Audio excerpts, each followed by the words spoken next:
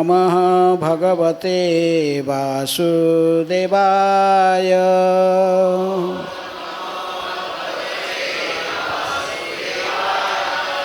ॐ नमः भगवते वासुदेवाय।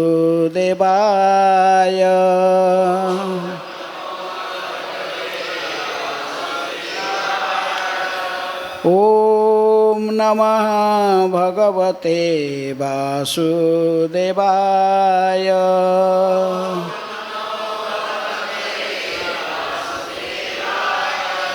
नारायणं नमस्कृत्य नरं चैव नरोत्तमं देवीं सरस्वतीं व्यासं ततो जयमुदीरये।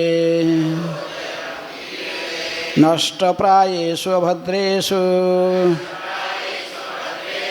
नित्यं भागवत सेवया भगवते उत्तम श्लोके भक्तिर्भवति नैष्ठिकी। कृष्ण सुधामुपगते धर्म ज्ञानादिभिः सह कलो नष्टदृशामेष पुराण अर्कधुना उदितः। श्रीमद् भागवत पुराण की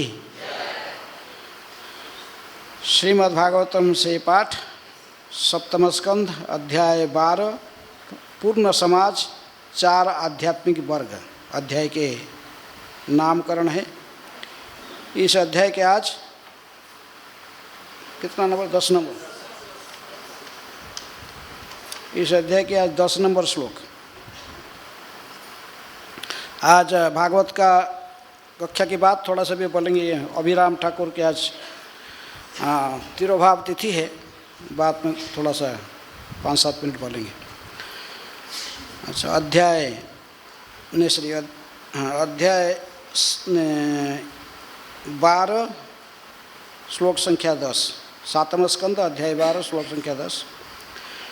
कल्पयित्वा आत्मना यावत् आभासम् इदम् ईश्वरः द्वैतं तावत् न विरमेत् ततः हि अस्य विपर्ययः कल्पयित्वात्मना यावत्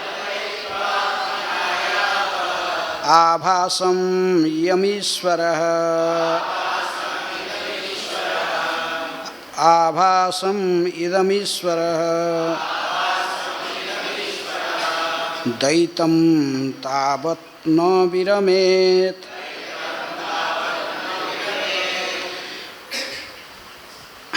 ततः हि अस्य विपर्ययः कल्पयित्वात्मना यावत् आभासम् इदमीश्वरः द्वैतं तावत् न विरमेत्। ततः हि अस्य विपर्ययः कल्पयित्वात्मना यावत् आभासम् इदमीश्वरः द्वैतं तावत् न विरमेत्। ततः हि अस्य विपर्ययः। शब्दार्थ कल्पयित्वा निश्चय करके, आत्मना आत्म साक्षात्कार द्वारा, यावत जब तक, आभासम प्रतिबिंब मूल शरीर तथा इंद्रियों का, इदम यह शरीर तथा इंद्रियां, ईश्वरः मोह से पूर्णतया मुक्त, द्वैतम द्वंद्व तावत तब तक न नहीं विरमेत देखता है। ततः ऐसे दैत्य से ही निश्चय ही अस्य पुरुष का विपर्यय प्रतिक्रिया या जवाबी कार्यवाही। अनुवाद तथा तात्पर्य कृष्ण कृपा स्मृति अभय चरणारविंद भक्ति वेदांत स्वामी श्रील प्रभुपाद जी के द्वारा। जगत गुरु श्रील प्रभुपाद की अनुवाद।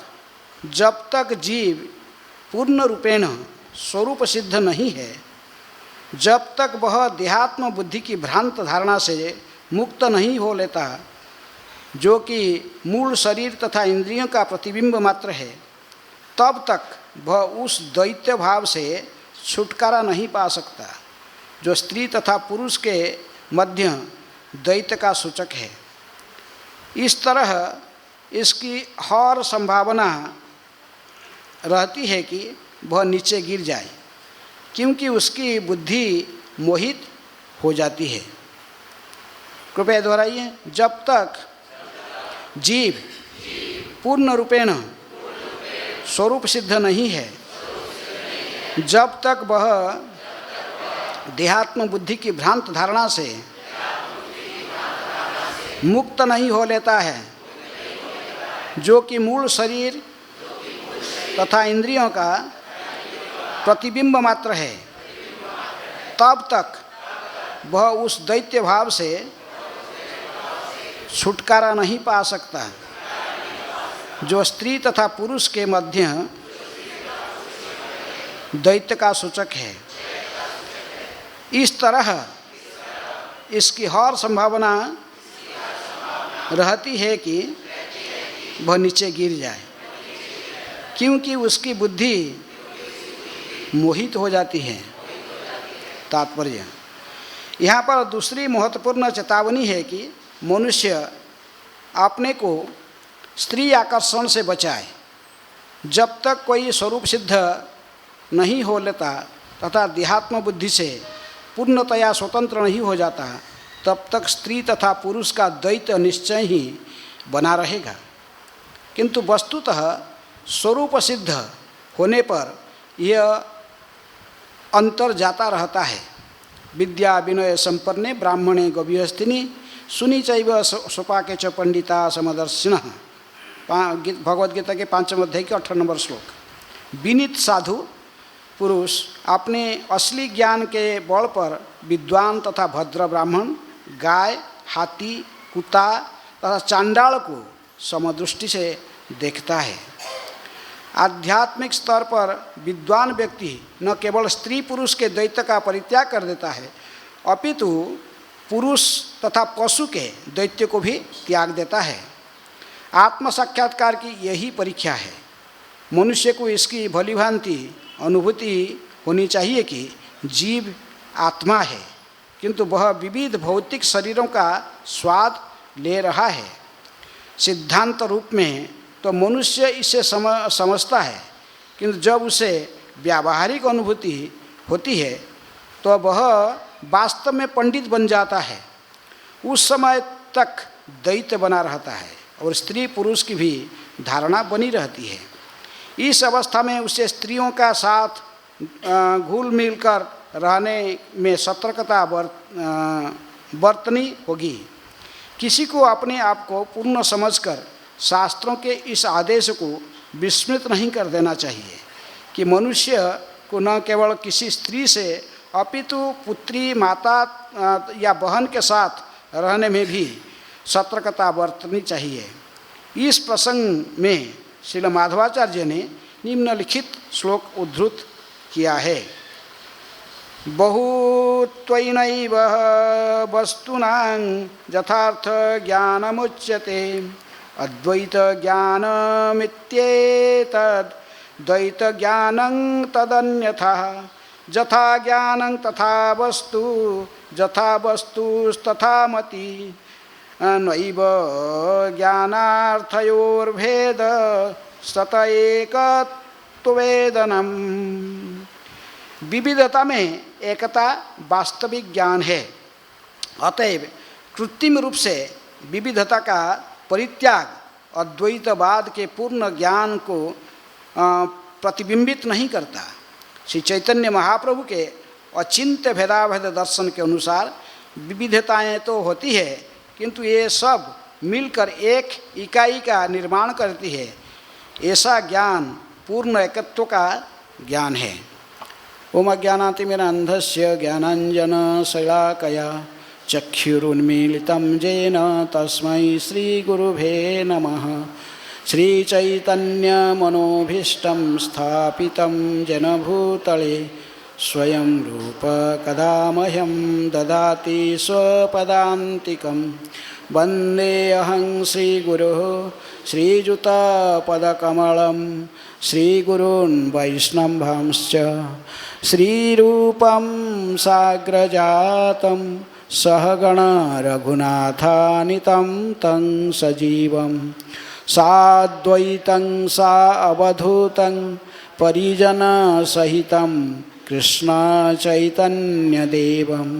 श्रीराधाकृष्णपदान् सहगण ललिता श्रीविशाखानितांश्च। नमो ॐ विष्णुपादाय कृष्णप्रेष्ठाय भूतले श्रीमते भक्तिवेदान्त स्वामिन् इति नामिने। नमस्ते सारस्वते देवे गौरवाणी प्रचारिणे निर्विशेषः शून्यवादी पाश्चात्यदेशतारिणे। नमो महावदान्याय कृष्णप्रेम प्रदायते कृष्णाय कृष्णचैतन्य नामिने गौरतिशै नमः। हे कृष्ण करुणा सिंधु दीनबंधु जगत्पते गोपेशः गोपिकाकान्त राधाकान्त नमस्तुते। तप्त कांचन गौरांगी राधे वृंदावनेश्वरी वृषभानुसुते देवी प्रणमामि हरिप्रिये। वाञ्छाकल्पतरुभ्यश्च कृपा सिन्धुभ्येव च पतितानां पावनेभ्यो वैष्णवेभ्यो नमो नमः। श्रीकृष्ण चैतन्य प्रभु नित्यानंद श्री अद्वैत गदाधर शिवासादि गौरभक्तवृंद। हरे कृष्ण कृष्ण कृष्ण हरे हरे, हरे राम राम राम हरे हरे। कल्पयित्वात्मना यावत् आभासम् इदमीश्वरः द्वैतं तावत् न विरमेत् हि अस्य विपर्यय।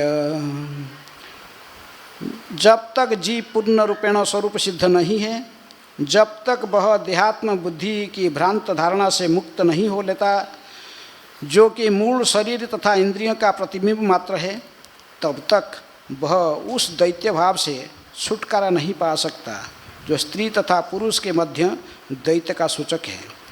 इस तरह इसकी हर संभावना रहती है कि वह नीचे गिर जाए, क्योंकि उसकी बुद्धि मोहित हो जाती है। इस अध्याय में पूर्ण समाज 4 आध्यात्मिक वर्ग, इसका वर्णन नारद मुनि करते हैं। वक्ता नारद मुनि और श्रोता कौन है? युधिष्ठिर महाराज के प्रश्न के उत्तर देते हुए। तो काल आप लोग क्लास में बहुत डिटेल पिछले श्लोकों को, सभी श्लोकों का होलीनेस राधा रमन स्वामी महाराज से, राधा रमन गोस्वामी महाराज से आप सुने थे। डिटेल वो सब पूरे श्लोकों से, पिछले भी श्लोकों को सब चर्चा करके गए हैं।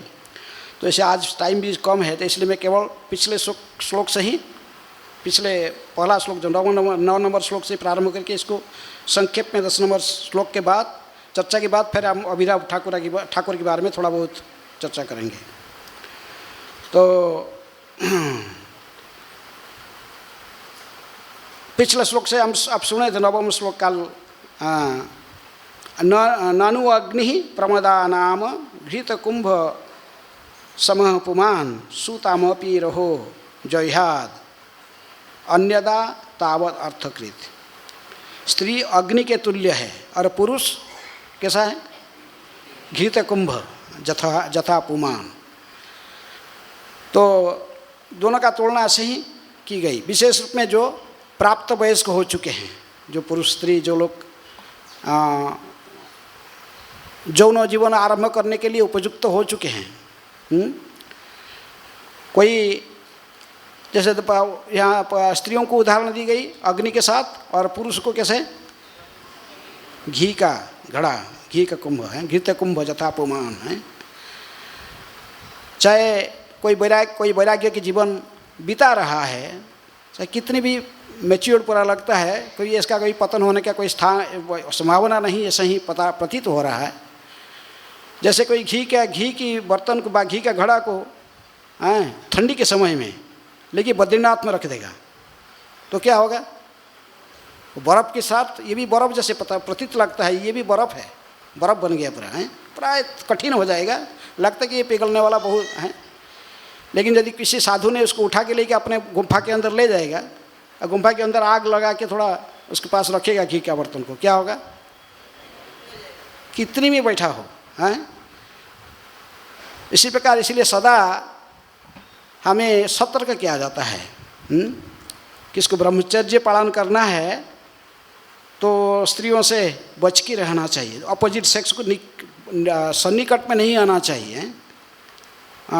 जैसे ब्रह्मचर्य के लिए कई नियम हैं, 8 विशेष रूप में कहते हैं ब्रह्मचर्य को स्त्रियों के साथ 8 नियम पालन करना है। स्मरणम, कीर्तनम, केली, प्रेक्षणम, गुह्यभाषणम, क्रिया निवृत्ति, ये बचे, ऐसा ही सब कहा गया है। स्त्रियों को यदि कोई बचना चाहता है, स्त्री और पुरुष में दोनों में आकर्षण को घटाने के लिए उनके स्मरण नहीं करना चाहिए। हमको क्या स्मरण करना चाहिए? हैं? स्मरण किसका होना चाहिए? विष्णु स्मरणम। हमारा का विषय है कि हमको, हमारा कर्तव्य विष्णु के स्मरण करना। अब विष्णु स्मरण ना करेगी, स्त्री स्मरण करेगा, स्त्री पुरुष का स्मरण करेगा, पुरुष स्त्री का स्मरण करेगा, हैं? दोनों के पास सोचते कि हम प्रेम कर रहे हैं एक दूसरे को। प्रेम नहीं है, वो क्या है? काम है। आत्मेंद्रिय प्रतिवांछा तारे कही काम, कृष्णेंद्रिय प्रतिवांछा धरे प्रेम नाम, उसको प्रेम कहते हैं। तो इसलिए यदि हम प्रकृत में हमें विष्णु के स्मरण करना चाहिए, स्मर्तव्य सततं विष्णु, विस्मर्तव्य न जातुचित, सर्व विधि निषेधेषु एतैरेव किंकर। सारे विधि निषेध पुराण में, शास्त्र में जो बताया गया है, वेदों में, उसके यही रहस्य है। संक्षेप में रूप गोस्वामी कहते साधन भक्ति का यही रहस्य है। Always remember Krishna, never forget him, Prabhupada कहते सब समय कृष्ण के स्मरण करो, कृष्ण को कभी भूलना नहीं। लेकिन विषय के जब भी हम बद्ध अवस्था में रहते हैं तब वो दैत्य भाव हमारे पास रहता है। तभी हमें फिर सोचते नहीं, ये स्त्री पुरुष के बीच में जो आकर्षण है इसको हमें प्रेम कहते। ये प्रेम नहीं है, ये क्या है? लस्टी डिजायर है। क्योंकि स्त्री और पुरुष जैसे हम देखते हैं ऐसे ही भिन्नता सब समय नहीं रहता है। अभी इस शरीर में आप पुरुष के शरीर हो, स्त्री का शरीर में है, गारंटी है कि अगला जन्म में कोई पुरुष का वो स्त्री रहेगा, पुरुष ही रहेगा? नहीं, अगला जन्म में स्त्री भी पुरुष बन सकता है और पुरुष भी स्त्री बन सकता है। इसलिए भागवत में कहा गया, पुरंजन की उपाख्यान है, पुरंजन आसक्त हो गया उसके स्त्री के प्रति, पुरंजन के नेक्स्ट लाइफ क्या हुआ? और फिर स्त्री के शरीर में आया, उसकी पत्नी फिर पुरुष के शरीर में आ गया। ये तो भागवत में, नारद मुनि ही उदाहरण सब दिए हैं। अभी इसको प्रैक्टिकल भी हम जीवन में देख रहे हैं आजकल इस संसार में हैं। हमारे इस्कॉन सेंटर में भी, जो कि हमारे लंदन में जो सेंटर है भक्ति वेदांत मैनर हैं, प्रभुपाद जी ने जो सेंटर खोले हैं, तो उसमें एक माता जी रहती है, भक्तिचार्य महाराज की डिसाइपल है। तो उसको पूर्वजन्म इसका पूरा याद है। कई बार वो दंडवत कम में, कई मैगजीन में आर्टिकल में निकल चुका है। तो माता जी को पूरा अपने आप पूर्व जन्म की लाइफ पूरा याद है। पूर्व जन्म में किस प्रकार वो ब्रह्मचारी थी और प्रभुपाद जी के डिसेबल था, प्रभुपाद जी से दिखा लिया था और लेकर बस बुक डिस्ट्रीब्यूशन में जा रहा था। रथ यात्रा, लंदन की रथ यात्रा था, किताब बांटने के लिए जा रहा तो, लेकिन उसको वो एक लड़की से प्यार था तो उसको देख रहा था लड़की रास्ता के दूसरे साइड में जा रहा है, ये साइड। वो लड़की को मिलने के लिए भागा, पूरा रास्ता को क्रॉस करना चाहता था। इसको सब जब देखते हैं कोई स्त्री के सामने प्रभुपाद जी लगता है कोई भी किसी के अंधा हो जाता है व्यक्ति, उसकी हिताहित ज्ञान नहीं रहता है। तो वो उसको देखने का ये अवसर नहीं था कि रास्ता में एक ट्रक आ रहा है, वो सीधा पागल की तरफ भागा, दौड़ रहा। बस वो स्त्री को मिलने के लिए उसको ट्रक मार दिया, उसको बस स्पॉट डेथ हो गया। हाँ, स्पॉट डेथ है, लेकिन हाथ में भगवद गीता है और उधर ऐसे कम से कम फिर उसको मनुष्य जन्म मिल गया नेक्स्ट टाइम। लेकिन वो चिंतन किसी करता था, उस स्त्री का से वो उस लड़की के चिंतन करता था, अगला शरीर स्त्री का मिल गया। हाँ, लेकिन उसके पूर्वजन्म में याद रहा है भरत महाराज से, वो हरिण का शरीर में हरिण का चिंतन करके फिर हरिण बन गए। तो वो बचपन से ही उसको आकर्षण पड़ता था। वो छोटे बड़ा हो गए बाद वो अपने पूर्वजन्म का जो घर था वहाँ तक खिंच के सबको ले जाता था, मेरे घर चलो, मेरा कोट उधर है, मेरे वो कुर्ता इधर है, मेरे साट इधर है, ये सब कहता था लोगों को। और जब बड़े हो गया था इसको पूरा सबको फिर एक्सप्लेन बताया, हाँ मुझे पूरे याद है, मैं भी ब्रह्मचारी था पूर्व जन्म में। तो इसलिए ये जो भावना है कि मैं स्त्री हूँ, मैं पुरुष हूँ, ये जो चिंता हम करते हैं ये आर्टिफिशियल है, इसमें कोई सत्यता नहीं है। लेकिन फिर भी जब तक हम स्वरूप सिद्ध नहीं बने, ये सब कहते कि तब तक हमें नहीं सोचना चाहिए कि हम माया से मुक्त हो गए। हम तो पहचान लिए, इसलिए फ्रीली स्त्री पुरुष मिलना शुरू करेंगे, ये ठीक नहीं है। जब तक हम देहात्म बुद्धि में है, अभी तक सोचते कि मैं शरीर हूँ, मैं एक पुरुष हूँ, मैं एक स्त्री हूँ, ये भावना हमारे मन में बना हुआ है। हाँ, जब तक हमारे इंद्रियों के साथ हमारा चेतना जुड़ा हुआ है, इंद्रिय और मन के साथ, हैं, तब तक फिर हमें कभी भी ये धूर्तता नहीं करना चाहिए। हैं, तभी हम शास्त्र के निर्देशन के आधार पर, जैसे कहा गया है कि स्मरण नहीं करना चाहिए स्त्री को पुरुष का, पुरुष को स्त्री का, इसी के ऊपर स्मरण नहीं है। स्मरणम कीर्तनम, उनके बारे में बातचीत नहीं करना चाहिए। वो लड़का कैसा है, बहुत अच्छे हैं, वो लड़का कैसा है, ये लड़की कैसे बहुत सुंदर है, वो देखो कितने सारे दिन भर माला जब बनाती है, कोई कीर्तन करती बार उसके सारे भक्ति में लगा हुआ है।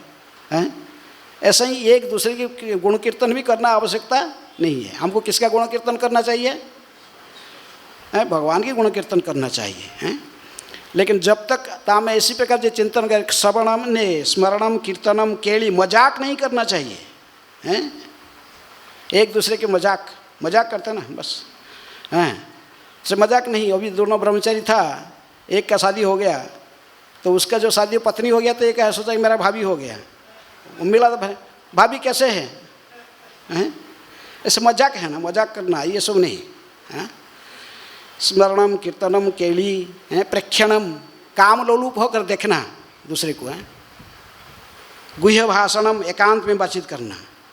एकांत में किसका बातचीत होता है, भक्त। हैं, इसमें हम तथाकथित डिवोशनल ड्रेस पहन के भी ये नहीं सोचना चाहिए कि हम भक्त बन गए, भक्त तो बात कर सकते हैं, नहीं। जब तक हमारे इंद्रियां संपूर्ण शुद्ध नहीं बने हैं, जब तक स्वरूप सिद्ध नहीं व्यक्ति नहीं बना, तब ऐसे ही परस्पर में मिलना जुलना बात करना, क्योंकि ये बहुत ये आकर्षण यहाँ तक ब्रह्मा तक है। ये भौतिक जगत में कोई भी से व्यक्ति नहीं है जो कि माया के आकर्षण से बच चुका है, स्त्री और पुरुष के आकर्षण। हैं, ब्रह्मा तक नहीं बचे। ब्रह्मा जी भी पुत्री के पीछे आकर्षित होकर भागे, अपने खुद के सृष्टि करके अपने पुत्री के पीछे भागे। हैं, इसलिए भागवत के श्लोक में ये बार बार हमको सतर्क किया जाता है। ऐसे ही तो जजाति के उपाय वहाँ भी कहा गया है, मातृ स्वश्रु दुहित्रुवा न विविक्तासन भवेत बलवान इंद्रिय ग्रामं विद्वांस्यपि कर्षति। बड़े बड़े विद्वान को भी आकर्षण कर लेता है। इसलिए यहाँ पर भी नारद मुनि वही शिक्षा दे रहे हैं लेकिन ये श्लोक जो आप देखे हैं, ये अगला श्लोक जो देखेंगे 11 नंबर श्लोक में है, तो कहते कि प्रकृति में ये जो शिक्षा दिया जा रहा है ये केवल ब्रह्मचारी के लिए नहीं, चारों वर्ण, ये अध्याय में चारों वर्ण आध्यात्मिक वर्ग में कहा गया है। सारे नियम तथा विधान गृहस्थ तथा सन्यासी दोनों पर समान रूप से लागू होते हैं। एतत् सर्व गृहस्थस्य समानाप्तं यतैरपि जतैरपि है। ये सारे नियम जो आप पढ़े, इस पहले से जो पढ़ के आए, केवल ब्रह्मचारी के लिए नहीं है, ये नियम भी सबके लिए है, गृहस्थ के लिए तथा जति सन्यासी के लिए भी ये नियम पालन करना चाहिए हैं। तो इसलिए किंतु गृहस्थ का उपयुक्त अवसर ने गृहस्थ का दोनों के लिए ये पालन करना चाहिए हैं। इसलिए प्रभुपाद जी ने कभी कभी कहा थे गृहस्थ आश्रम का नियम जो ठीक ठीक से पालन करता है, गर्भधारण संस्कार के आधार पर, गुरु के निर्देशन के आधार पर केवल कृष्ण भावना भावित संतान उत्पन्न करने के लिए जो केवल मैथुन को स्वीकार करता है, तो ऐसे गृहस्थ को भी ब्रह्मचारी कहा जाता है। वो भी गृहस्थ ब्रह्मचारी है, केवल कृष्ण भावना भावित संतान उत्पन्न करने के लिए ही केवल स्त्री का संगम करता है, अन्यत्र नहीं है। तो ऐसे जो ब्रह्मचारी देखो स्त्रियों को देखने से पागल हो रहा है, जब स्त्री साथ में रहेगा तो फिर कैसे उसका स्थिति कैसे होगा है? तो इसलिए गृहस्थ आश्रम को श्रेष्ठ कहा गया किससे? ब्रह्मचारी से श्रेष्ठ कहा गया गृहस्थ आश्रम को। तो गृहस्थ आश्रम से ऊपर फिर वानप्रस्थ, फिर संन्यास। तो इसलिए ये विशेष रूप में हमें ऐसे ही देखिए, ये श्लोक कहते कि कल्पयित्वा आत्मना जावत, कल्पयित्वा निश्चय करके हैं, आत्म साक्षात्कार की बारे में जो सोचते हैं, जो विशेष सीरियस है, तो इसको जब तक जीव पूर्ण रूपेण स्वरूप सिद्ध नहीं है तब तक वह देहात्म बुद्धि की भ्रांत धारणा से मुक्त नहीं हो लेना चाहिए। स्वरूप सिद्ध, स्वरूप सिद्ध का अर्थ क्या? स्वरूप का अर्थ क्या है? स्वरूप सिद्ध, स्वरूप सिद्ध कहते स्वरूप सिद्धि, वस्तु सिद्धि, सब स्वरूप सिद्ध। हम क्या मैंने ये व्यक्ति स्वरूप सिद्ध हो चुका है, ये उसको सिद्ध है। हम अब क्या है? वो साधक है, फिर साधक है, हम साधना कर रहे हैं, लेकिन सिद्ध हम स्वरूप, हमारा स्वरूप क्या है? साधारणतः तो चैतन्य महाप्रभु ने ब्रीफली कहा है, किसको? सनातन गोस्वामी। जो सनातन गोस्वामी पूछे के आमी केने आमाय जारे तापत्र है, तो महाप्रभु ने कहा कि बस जीवेर स्वरूप है कृष्णेर नित्य दास। कृष्ण का नित्य दास है, लेकिन आगे इतने में ही खाली माने थियोरेटिकली केवल इसको बोल देने से नहीं होता, इसको प्रैक्टिकली भी जीवन में उतार के दिखाना चाहिए हैं। ये ब्रोल्ड केवल कहा गया है, लेकिन आस्ते आस्ते फिर स्वरूप हमारा कृष्ण के तो नित्य दास है व दासी है जैसे हम सोचते हैं, लेकिन इसकी और कुछ भी आगे है कि भक्त फिर सोचता है कि यदि भगवान के दास है, लेकिन सभी लोग एक ही प्रकार की सेवा करने में आकर्षण नहीं होते कृष्ण के प्रति। कृष्ण सर्वाकर्षक है, सभी को आकर्षण तो करते हैं, लेकिन हर व्यक्ति की भावना चेतना अलग प्रकार की होता है। सभी एक जैसे सेवा नहीं करना चाहते। कोई लड्डू गोपाल लेकर घूमता है, इसको वात्सल्य है, वात्सल्य में सोचते कि बस मेरा लाला है, इनको लालन पालन करूँगा। और कोई बस लाठी ले घूमेगा तो मैंने वो सोचता है कि मैं कृष्ण का सखा हूँ, दा है। कोई प्रभु हनुमान जी की फॉलो करते हुए दास अपने को मानता है, बा कोई कांता बा कृष्ण की पत्नी बा इनकी प्रेमिका बनने के लिए हैं, स्वकीय बा परकीय रस में, उनके माधुर्य रस में जोड़ना चाहता है। सबकी भावना अलग अलग होता है। ये नित्य सिद्ध है, इसको आर्टिफिशियल नहीं किया जाता। नित्य सिद्ध कृष्ण प्रेम साध्य कबू न है, श्रवण आदि शुद्ध चित्ते करे उदय। यदि हमें शुद्ध भाव से श्रवण करेंगे, संतों के मुख से श्रीमद् भागवत के श्रवण करेंगे, आस्ते हैं भगवान की, फिर हमारे भाव मन में एक प्रकार की भाव उद्रेक हो जाता है भगवान की सेवा करने के लिए हैं। स्वतः उद्रेक होता है एक भाव से, शांत दास्य साख्य वात्सल्य बा माधुर्य, किसी एक रूप में भगवान की सेवा करने की भावना होती है। तो इसलिए व्यक्ति को समझना चाहता है कि मैं प्रकृति में कृष्ण के दास तो हूँ, लेकिन किस रस में मैं सेवा करना चाहता हूँ, भगवान के साथ मेरे कैसे संपर्क जुड़ा हुआ है? अलग अलग रस में प्रत्येक व्यक्ति जुड़ा हुआ भगवान के साथ। इसके साथ साथ फिर पार्टिकुलरली किस रस में और कौन सा व्यक्ति, पार्टिकुलर वो स्वरूप क्या है आध्यात्मिक जगत में, कृष्ण लीला में वो कौन है।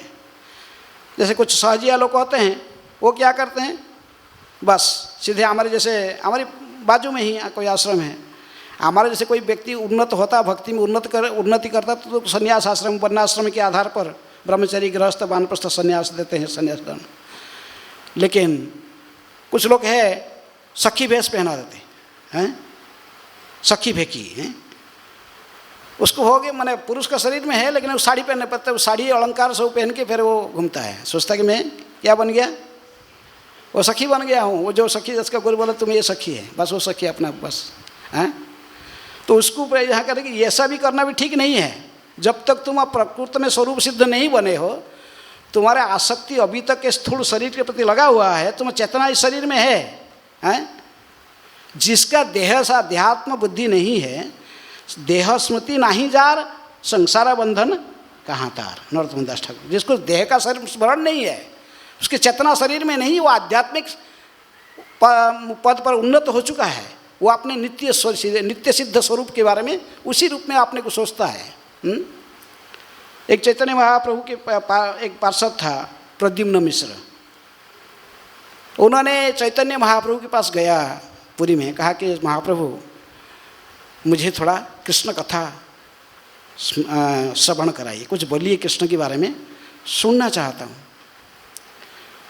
चैतन्य महाप्रभु कहे कि देखो, अरे मुझे जो कुछ कृष्ण कथा मुझको पता, मैं कुछ नहीं जानता, लेकिन मैं सब रामानंद राय जानता है, मैं रामानंद राय से ही सब सुना है, जो कुछ मैं बोलता हूँ, जो कुछ करता हूँ, ये कृष्ण कथा मुझे रामानंद राय ने ही कहकर सुनाया है, वही कृष्ण कथा कहने की अधिकारी है, आप जाके उसके पास सुनो। तो प्रद्युम्न मिश्र गए, ठीक है, रामानंद राय के पास हैं, जाके देखे कि रामानंद राय अभी मिल नहीं सकते, उनके जो सेवक था वो कहा कि अभी नहीं मिल सकते, अभी वो अंतकरण में अंदर में है, अंतकरण के रूम में, वहाँ कुछ क्या कर रहे हैं। बोला कि वहाँ अभी जगन्नाथ वल्लभ नाटक वो लिखे खुद ही, और उसका अभिनय करने के लिए कुछ देवदासियों को ट्रेंड अप कर रहे एकांत में।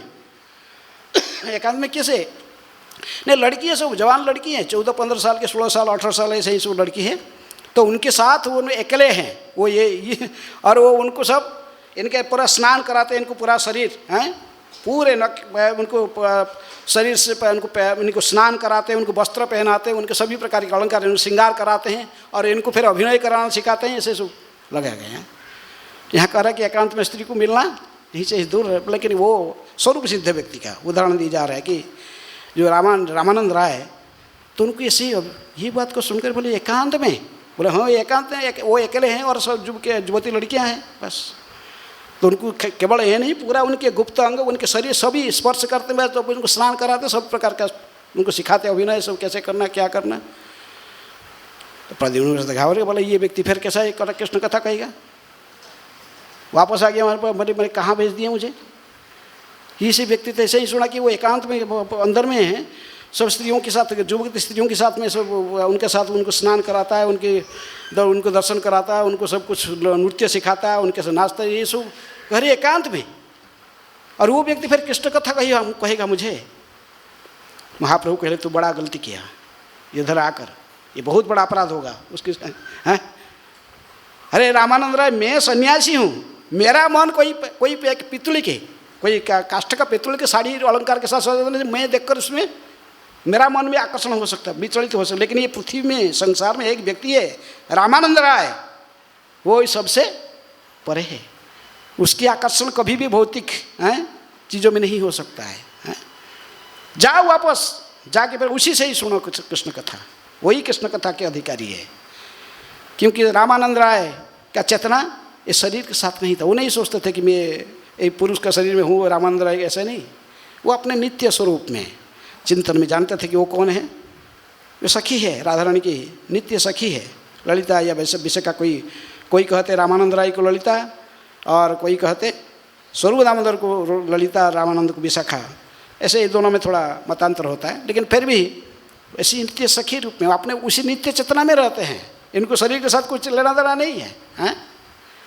तो इसलिए फिर प्रद्युम्न मिश्र जी के उनसे पास गए, फिर उन्होंने आकर फिर कथा सुनाई, उन्हीं से कथा सुना। तो कभी कभी ऐसे स्वरूप सिद्ध व्यक्ति उस स्तर में जो रहता है, जिसको शरीर का कोई स्मरण नहीं है, वो अपने नित्य स्वरूप को ही जान चुका है। मैं आध्यात्मिक जगत में मेरी चेतना कैसे है, मेरा शरीर कैसा है, स्वरूप कैसा है, मेरा सेवा क्या है, उसको जो पता है, तो फिर वो पतन नहीं होता है, हैं? इसलिए कोई साधक को जब जाता है मध्यम अधिकारी तक, उसके पतन होने का संभावना रहता है। उत्तम अधिकारी स्तर पर उत्तम वैष्णव होने से स्थावर जंगम देखे न देखे तार मूर्ति, सर्वत्र है तार इष्ट देव स्फूर्ति। कि स्थावर जंगम कहीं भी कुछ देखता है, उसको ओसो नहीं देखता है, उसको केवल कृष्ण ही, उसके इष्ट देव को ही स्मरण करता है। ऐसे स्थिति में जो देता है तो बाह्य रूप को नहीं देखता, ये स्त्री है पुरुष है ये सब कुछ नहीं है। संपूर्ण रूप में जो ये सांसारिक चेतना से मुक्त हो चुका है, आध्यात्मिक चेतना के साथ जो विचरण करता है, ऐसे व्यक्ति के पास ऐसा ही नियम कानून ने लागू नहीं होता जैसे दैत्य भाव। लेकिन आम उसी स्तर में कोई नहीं है, सभी लोग कोई रामानंद स्तर राय के तरफ स्तर में है।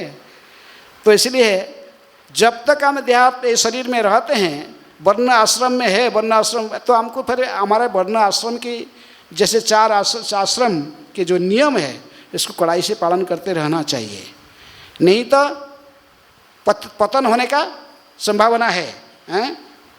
विपर्जय ही अस्य विपर्जय है प्रतिक्रिया बा प्रभुपाद जी लगती इसकी पतन हो सकता है जब तक हम इमिटेट करेंगे किसमें। तो हम खुद कितने पानी में कौन है वो जानता है ना।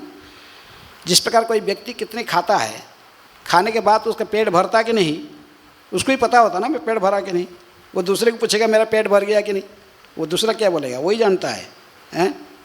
तो उसी प्रकार कोई आध्यात्मिक स्तर पर उन्नति कितनी किया है, उसकी चेतना अभी कहाँ पर है, अभी वो दैत्य भाव से मुक्त होगा कि नहीं, हुआ कि नहीं, ये मेरा शरीर स्त्री का, इसका शरीर पुरुष का, उसका है ये स्त्री पुरुष का भेद से मुक्त हुआ कि नहीं, चेतना इसका कहाँ है अभी।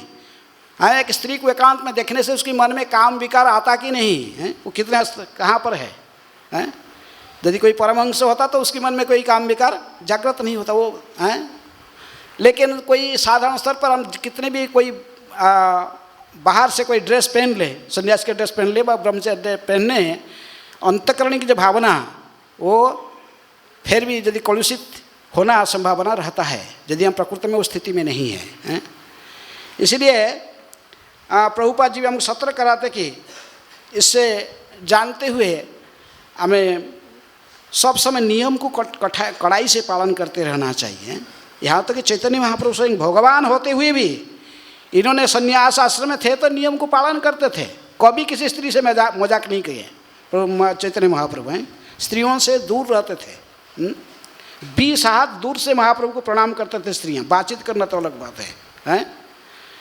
और उन नियम को अपनी आचरी प्रभु जीवेरे सिखाए, स्वयं भगवान है लेकिन आचरण करके जीवों को सिखाए, आचरण करके सिखाते कैसे। यदि आश्रम को स्वीकार किया तो वो आश्रम का नियम को पालन करना जरूरी है, हैं? जो जिस आश्रम में रहता है, नहीं तो केवल शरीर में न शरीर संसार में उत्पात मचाएंगे यदि हम ठीक से आचरण नहीं करेंगे। कृत्रिम रूप में कोई व्यक्ति अपने को ऐसे स्वरूप सिद्ध नहीं सोचना चाहिए, अरे यार क्या है ऐसे स्वरूप, शास्त्र की कोई बड़ा बड़ा उदाहरण देकर सोच गया वो देखो वो सब ऐसे ही रहते थे, हैं? लेकिन उनकी स्थिति कुछ था अलग और हमारा स्थिति कुछ अलग है। चैतन्य महाप्रभु एक बार भाग रहे थे, सही जा रहे थे समुद्र के, हठात कोई देवदासी ने वो गीत गोविंद गाने लगा है, धीर समीरे जमुना तीरे बसती बने बनवाली, गाने लगा।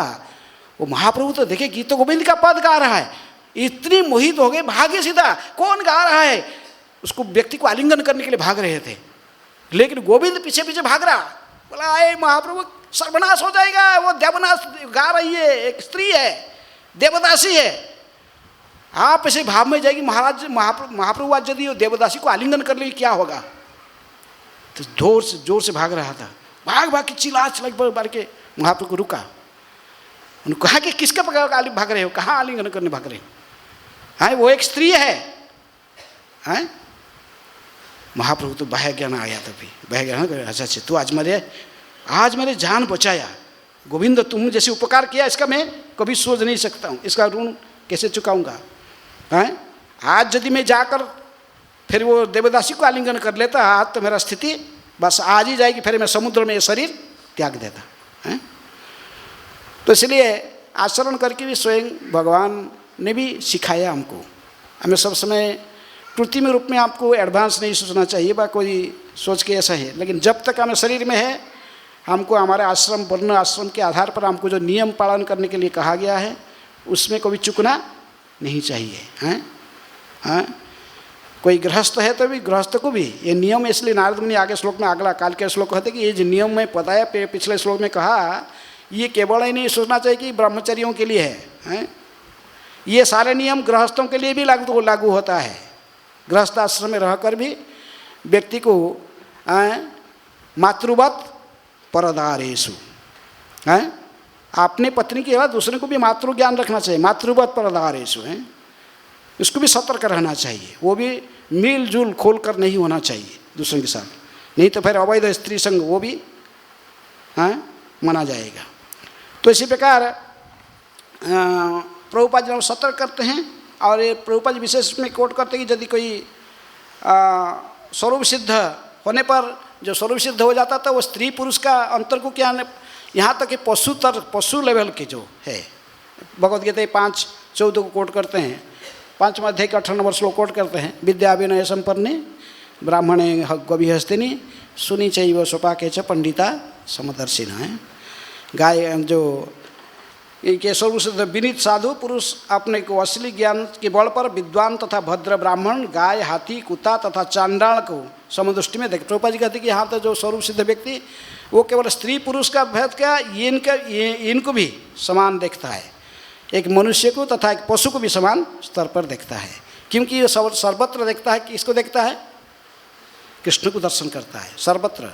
ईश्वर सर्वभूतानां हृदय से अर्जुन तिष्ठति। भगवान प्रत्येक प्राणी की 84 लाख जोनि में सर्वत्र अंडांतरस्थ परमाणु चयांतरस्थम सर्वत्र निवास करते हैं। परमात्मा उसी रूप में इनको दर्शन करता है, इसलिए उसकी दृष्टि जैसे है तो वो सर्वत्र कृष्ण को दर्शन करता है। तो समझ, तो उसको पूरा अनुभव है, ये जीव संसार में जितनी भी है सभी कृष्ण के दास है, मैं भी दास हूँ, वो भी सभी दास है। इसलिए उत्तम अधिकारी वैष्णव सभी को आदर करता है, वो किसी को छोटा किसी को बड़ा ऐसे नहीं देखता है। यहाँ तक कि वो डकैत और जो कोई साधु है उसमें भी भेद नहीं दिख पाता, सोचता है सभी भगवान की इच्छा से सभी ना कुछ कार्य में लगे हुए हैं सेवा में, केवल मैं ऐसा ही अधम व्यक्ति हूँ, मैं कोई भी सेवा नहीं कर पा रहा हूँ, किसके? कृष्ण के। तो इसी प्रकार लेकिन हमें प्रभुपाद जी इसको ये द्वैतवाद और अद्वैतवाद को समझाने आगे थोड़ा माधवाचार्य से कोट करके फिर कहते कि विविधता समय एकता वास्तविक ज्ञान है। जैसे हम जानते हैं कि जो मायावादी कहते हैं, मायावादी क्या कहते हैं? सब एक है, सब समान है, हैं? सब समान है, कुछ ठीक नहीं, लेकिन फिर भी सब समान है। जगत में ब्रह्मन सत्य जगत मिथ्या है, जगत मिथ्या बस ब्रह्मन सत्य, सब एक है, सब ब्रह्मन है, सभी ब्रह्मन, तुम भगवान, सब भगवान है। तो माधवाचार्य कहते हैं, सब समय देखे माधवाचार्य की कोई पोज देखा, कोई फोटो देखा, माधवाचार्य ऐसे हाथ उठाते, ये 2 अंगुली से दिखाते कि नहीं, एक नहीं है, 2 है, आत्मा और परमात्मा है। गुणात्मक रूप से आत्मा परमात्मा के समानता है, लेकिन भेद है परिमाण में है। दोनों भेद पर उसको अचिंत्य भेदाभेद तत्व को समझाते हैं। तो प्रभुपाद जी कहते चैतन्य महाप्रभु ने भी हमको यही तत्व को समझाया, तो उन्होंने विशेष रूप में माधवाचार्य से यही सीखे हैं। चैतन्य महाप्रभु ने मायावाद को कैसे डिफीट करना है, मायावाद सिद्धांत को कैसे खंडन करना है, वो माधवाचार्य से सीखना चाहिए हैं। अब भगवान जो एक व्यक्ति है इसको भी माधवाचार्य ने दिया, क्योंकि उडुपी में कृष्ण विग्रह को स्थापना करके उनकी अर्चना भी सिखाया। इसलिए विग्रह की अर्चना और मायावाद को डिफीट करना, ये दोनों सिद्धांत तो उन्होंने माधवाचार्य से लिए हैं चैतन्य महाप्रभु। तो उसी की इसीलिए प्रभुपाद कहते कि कृत्रिम रूप से विविधता को परित्याग अद्वैतवाद के पूर्ण ज्ञान को प्रतिबिंबित नहीं करता है। तो इसलिए हम कृत्रिम रूप में सही नहीं, सब एक, सब हम से ऐसे हम नहीं, सब एक है? लेकिन फिर भी मायावादी सिद्धांत में इतनी होने पर भी ये तो स्त्रियों से बहुत दूर रहते हैं। मायावादी सिद्धांत में मायावादी जो सन्यासी होते हैं जब कहते जगत मिथ्या है, ब्राह्मण सत्य, लेकिन फिर भी वो प्रैक्टिकल जब देखा जाए वो फिर कहते हैं सही, लेकिन फिर भी जीवन में इसको व्यवहारिक रूप में तो नहीं, ऐसे ही नहीं करते हैं, बहुत कठोर नियम पालन करते हैं। तो इसलिए ऐसा नहीं सोचना चाहिए कि सब एक है। अरे क्या है माँ यहाँ क्या सब ये फनाटिक वाले हैं, ये कहते हैं ये माँ बहन माने स्त्री, इसमें भी कोई इतना मिलजुल नहीं करना चाहिए, ये सब क्या है? लेकिन हमारा आचार्य लोग ने बहुत कठिन स्वयं आचरण करके सिखाए। भक्ति सिद्धांत सरस्वती ठाकुर प्रभुपाद जी गुरु महाराज, प्रभुपाद जी कहते हैं मैं था आगरा में, एक अबियल कापुर भक्ति सिद्धांत सरस्वती ठाकुर के शिष्य थे, प्रोफेसर है, कई किताबें लिखे। तो उन्होंने अपने पत्नी के साथ मिलने के लिए गए थे, प्रभुपाद जी भी उस इंसिडेंट में थे। तो यंग है, तो उनकी पत्नी 20 साल के 20 से हो गया, वो उस समय 27-28 साल के थे। तो गए थे तो उनकी जो पत्नी थी, दोनों ही से दीक्षित है, भक्ति सिद्धांत सरस्वती ठाकुर दोनों को शिष्य रूप में स्वीकार किए थे। उनके पत्नी ने कहा, अबियल ठाकुर की पत्नी ने कहा कि गुरु महाराज मैं थोड़ा एकांत में आपसे बात करना चाहता हूँ। भक्ति सिद्धांत सरस्वती ठाकुर कहे कि नहीं, तुम मेरे साथ बात कर सकते हैं तुम्हारे पति के साथ। एक सन्यासी को एकांत में किसी भी स्त्री से मिलना नहीं चाहिए, चाहे उनके शिष्या क्यों। तो प्रभुपाद जी कहते हैं कि उस समय कहा जाए तो उनके ग्रैंड डॉटर जैसे थी उनके अबियल कापुर की जो पत्नी था, लेकिन भक्ति सिद्धांत ठाकुर मना करते नहीं, तो मिल सकते हो मुझे लेकिन तुम्हारे पति के साथ, दोनों साथ हैं। तो इसलिए ये नियम को तभी तक हम पालन करना चाहिए कड़ाई से। जो जिस आश्रम में रहता है तब तक पालन करना चाहिए, जब तक स्वरूप जीवन जाए, तब तक जीव पूर्ण रूप में स्वरूप सिद्ध नहीं है, तब तक वह देहात्म बुद्धि की भ्रांत धारणा से मुक्त नहीं हो लेता है, जो कि मूल शरीर तथा इंद्रियों के प्रतिबिंब मात्र है। तब तक वह उस दैत्य भाव से छुटकारा नहीं पा सकता जो स्त्री तथा पुरुष के मध्य दैत्य का सूचक है। इस तरह इसके हर संभावना रहती है कि वह नीचे गिर जाए, क्योंकि उसकी बुद्धि मोहित हो जाती है। स्त्री की उपस्थिति में ये पुरुष का बुद्धि सारे नष्ट है। इसलिए वो पिछले श्लोक में उदाहरण दी गई, कैसा? घृत है घृत ने नानु अग्नि प्रमदा नाम घृत कुंभ मीवपुवान। इसलिए हमें वर्ण आश्रम की मर्यादा को ठीक ठीक से पालन करने के लिए नारद मुनि यहाँ से हमको उपदेश करते हैं। तो आज एक विशेष 5 मिनट बचे हैं। अब तो वैष्णव का आज तिरोभाव तिथि है। कौन है?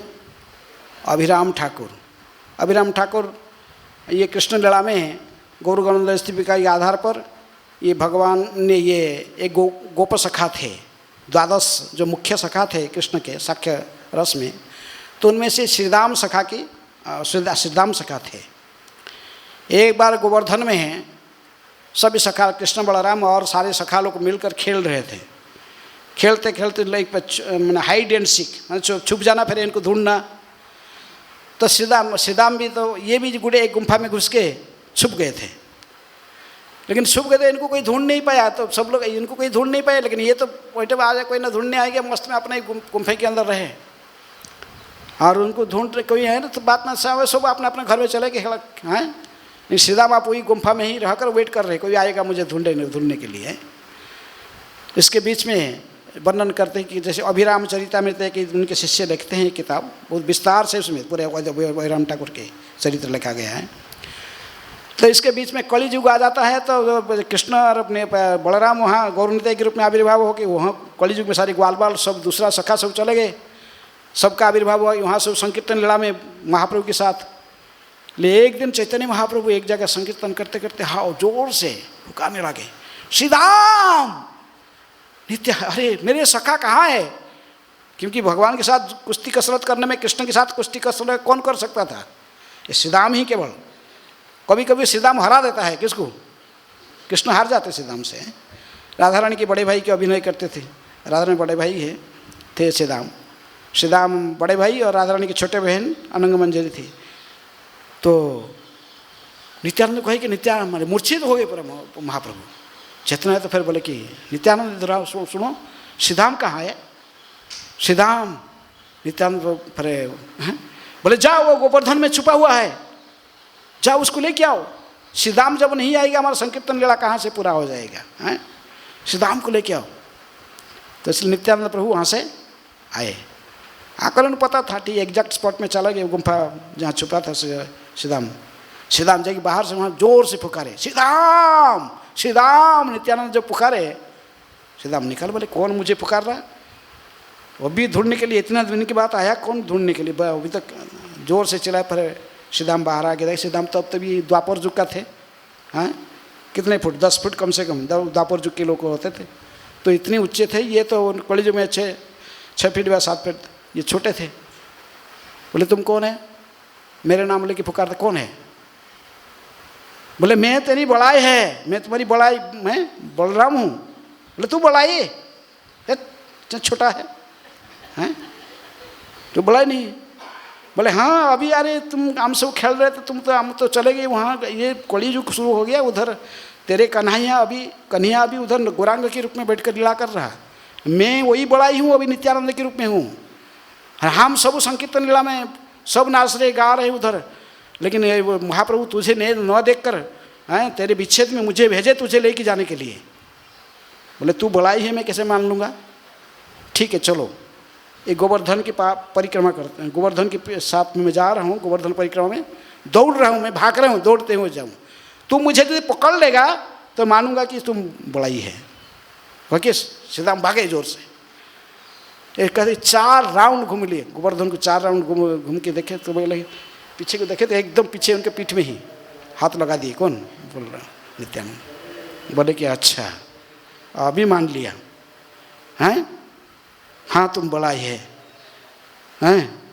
तो फिर उनको जाना है तो बोले चलो अभी साथ में लेकर आए। इसलिए उनकी माता पिता का कोई नहीं, अभिराम ठाकुर का कोई माता पिता कौन है, कहाँ जन्म हुआ, ऐसा वर्णन कहीं भी नहीं है। उनके माता पिता कोई नहीं है, वर्णन उनका जन्म कहाँ हुआ ये सब कुछ नहीं। वो डायरेक्ट यहीं से इनको नित्यानंद प्रभु लेके गए और बाद में उनको साइज कर दिए थे, थोड़ा सा अपना लंगर लगा दिए बस। रेवती को जैसे साइज करा लेते थे इनको थोड़ा, लेकिन फिर भी लंबे थे ये। तो इनको लेके गए।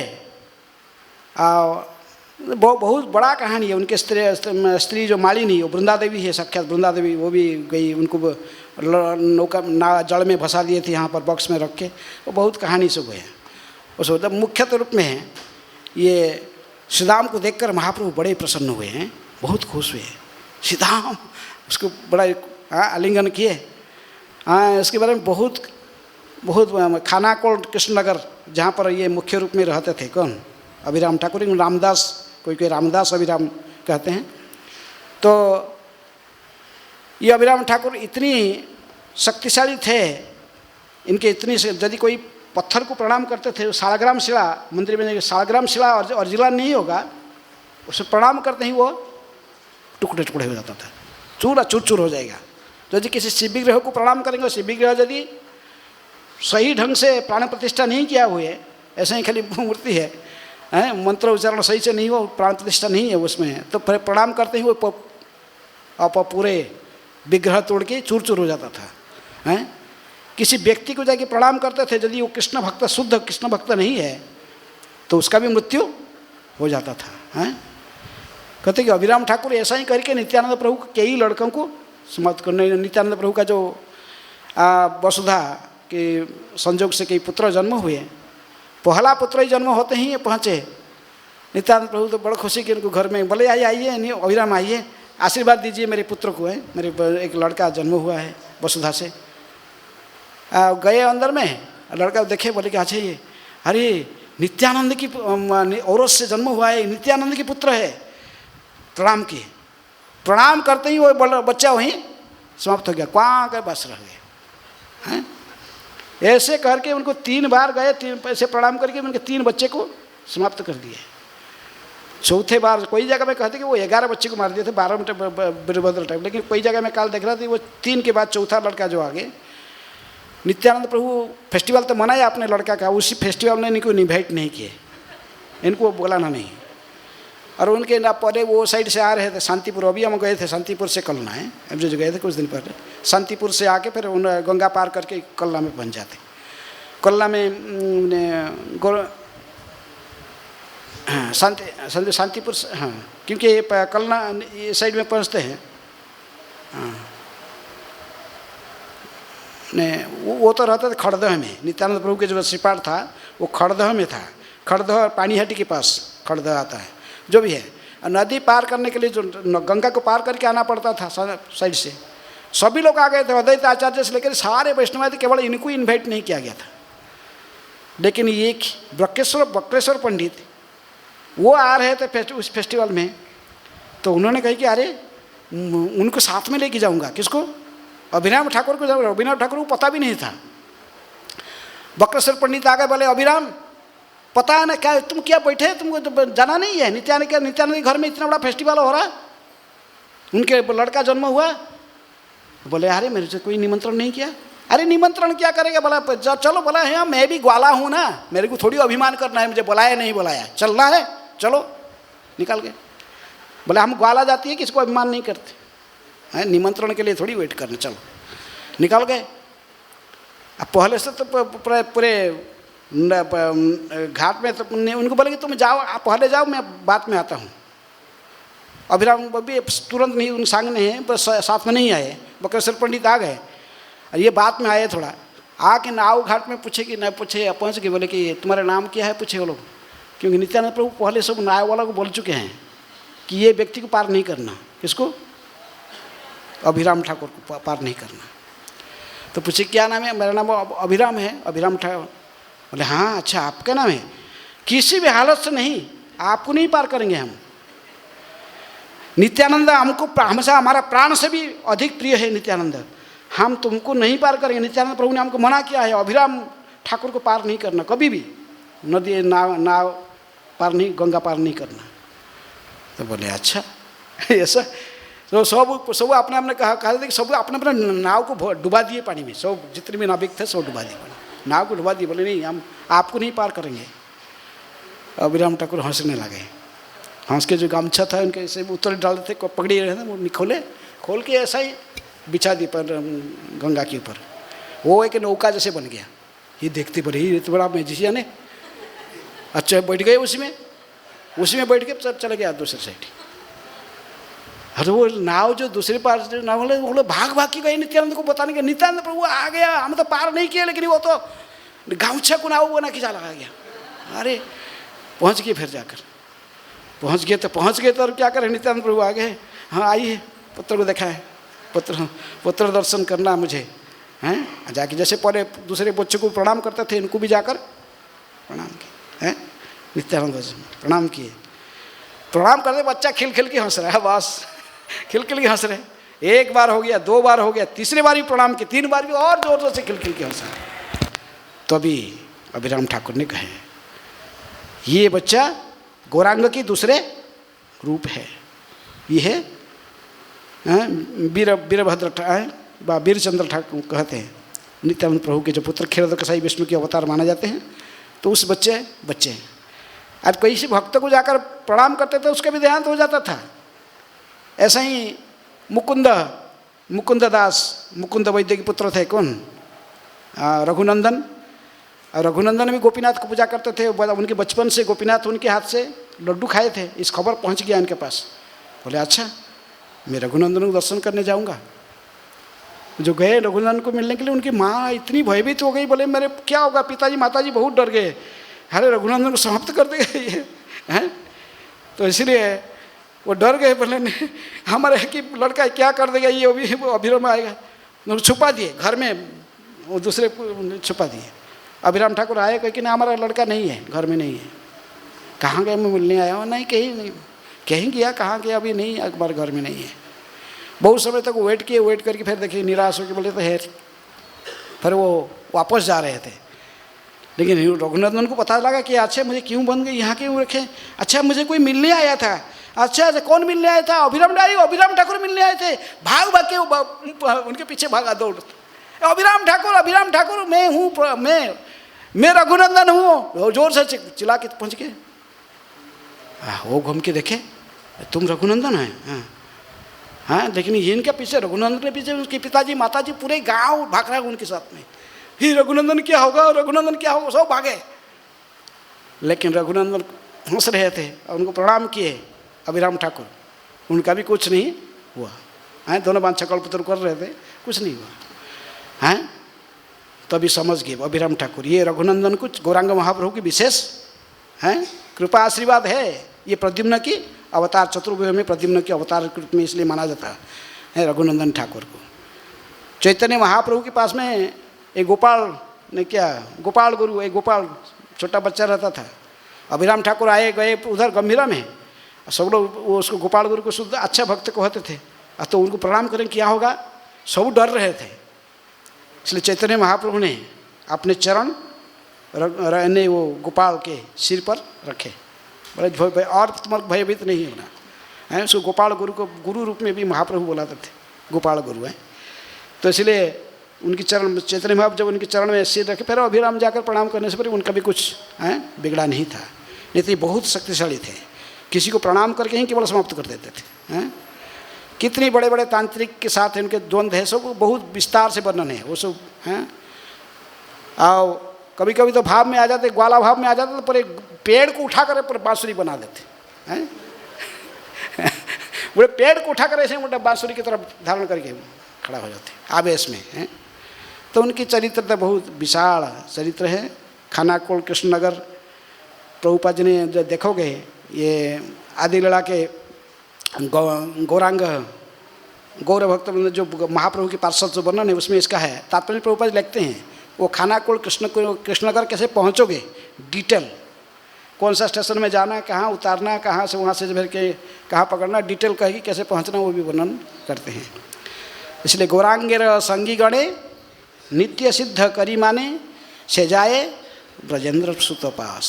इसलिए गौरांग महाप्रभु के जो पार्षद हैं, जैसे श्रीदाम सखा की अवतार जो अभिराम ठाकुर के तिरुभाव तिथि है और उनकी विशेष कृपा आशीर्वाद, उनका भी ये विग्रह स्थापना किए थे, गोपीनाथ विग्रह, वही खानाकुल कृष्णनगर में उनको प्राप्त हुए थे जमीन के नीचे।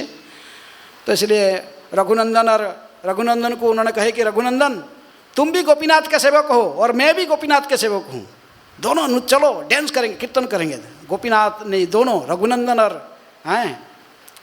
ये अभिराम ठाकुर जोर से नृत्य कर रहे थे गौरांग के नाम लेते हुए। तो नृत्य करते करते ये अभिराम ठाकुर के पैर का घुंघरू छिड़क कर चला गया, 12 माइल दूर पर जाई गिरा। वहाँ पर नुपुर कुंड बना गया। चलो बहुत कहानियाँ हैं ना अभिराम ठाकुर, तो संक्षेप में मैं थोड़ा बहुत आपको बोला क्योंकि ऑलरेडी 10-15 मिनट बोल चुका हूँ, 9-10 हो चुका, 9 बजने के लिए 5 मिनट था। तो प्रश्न उत्तर करने के लिए कोई समय नहीं है। हरे कृष्णा कृष्णा कृष्णा हरे हरे, हरे राम राम राम हरे हरे। श्रील अभिराम ठाकुर की जय, श्रील प्रभुपाद की जय, ग्रंथराज श्रीमद् भागवतम की जय। निताय गौर प्रेमानंदे हरि हरि।